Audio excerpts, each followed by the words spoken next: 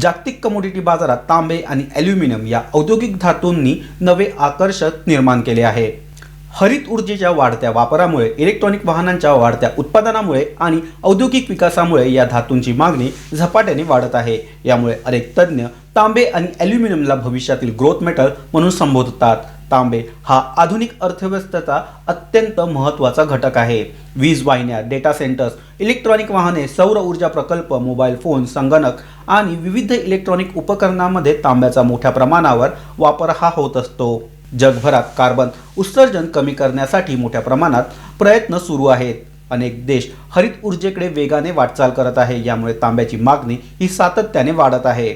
दुसरीकडे अनेक देशातील खाणींमध्ये उत्पादनातील अडचणी, वाढता खर्च आणि मर्यादित पुरवठा यामुळे तांब्याच्या उपलब्धतेवर देखील दबाव निर्माण झाला आहे। मागणी आणि पुरवठ्यामधील वाढते अंतर भविष्यातील किमतींना आणखी बळ देऊ शकतो। ॲल्युमिनियमची परिस्थिती देखील जवळपास अशीच आहे।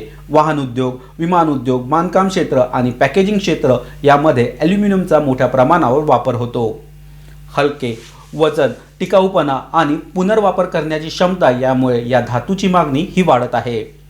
विशेषतः इलेक्ट्रॉनिक वाहन उद्योगात ॲल्युमिनियमचा वापर हा वाढत आहे। वाहनांचे वजन कमी केल्यास बॅटरीची कार्यक्षमता वाढते, त्यामुळे वाहन उत्पादक कंपन्या मोठ्या प्रमाणावर ॲल्युमिनियमचा वापर करत असतात।